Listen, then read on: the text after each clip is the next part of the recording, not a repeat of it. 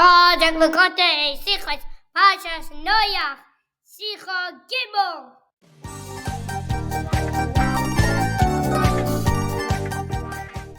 Hashem has different names, we know. Different qualities each name does show.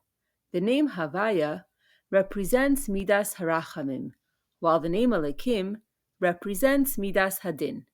In Parshas Noach, after the Mabul was done, before the waters subsided, about Noach and all the beasts, Hashem was reminded. Elokim remembered Noach and all the beasts, raises a question. Why does the Torah use a term of judgment at a time of compassion? In Parshas Bereshis, the opposite question we need to solve. Havaya saw that man's evil was great, and Havaya said, Humanity I will dissolve. At a time of a flood for destruction, why does the Torah use the name of Hashem that represents compassion? There is a core principle that in the first pasuk of the Torah, Rashi does mention. To create the world with Midas Hadin was Hashem's original intention. But when he realized that the world could not endure in this way, he prioritized Midas Harachamim and paired it with Midas Hadin, and that is the way it did stay. If the world is hanging on the balance, Midas Harachamim will always win.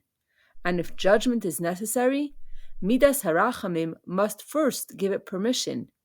So it makes sense that when Hashem makes a decision to bring a flood of destruction, the name Havaya, which represents Midas Harachamim, should be written.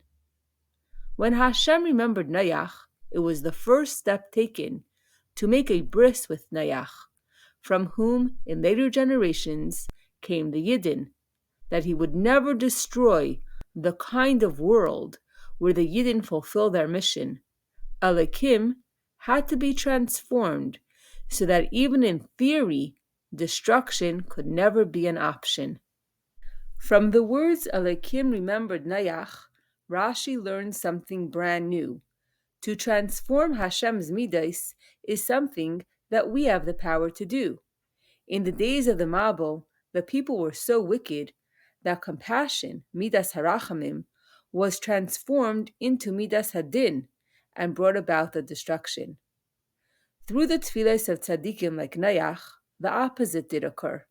Midas Hadin, which represents concealment and is the source of nature, was transformed to Midas Harachamim, which represents revelation. To reveal Hashem in nature is the purpose of creation.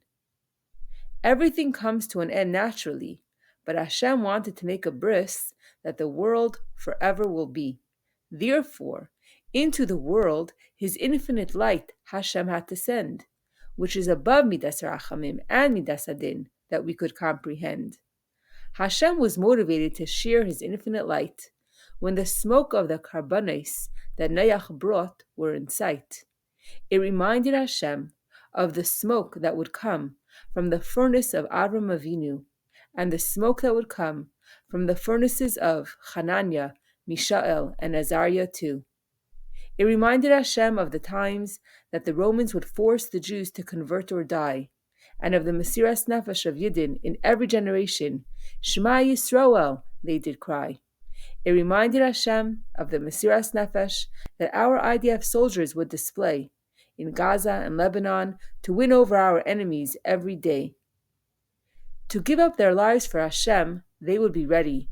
No matter the challenge, their relationship with Hashem would forever be strong and steady.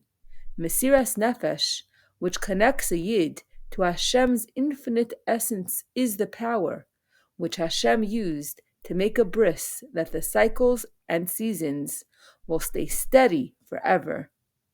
Specifically, the challenges that we face that come from Midas Hadin are what awaken the essence of our neshama to unite with our Father in heaven, which cause the greatest revelation of Hashem down here, and that is why, to Hashem, we are so cherished and dear.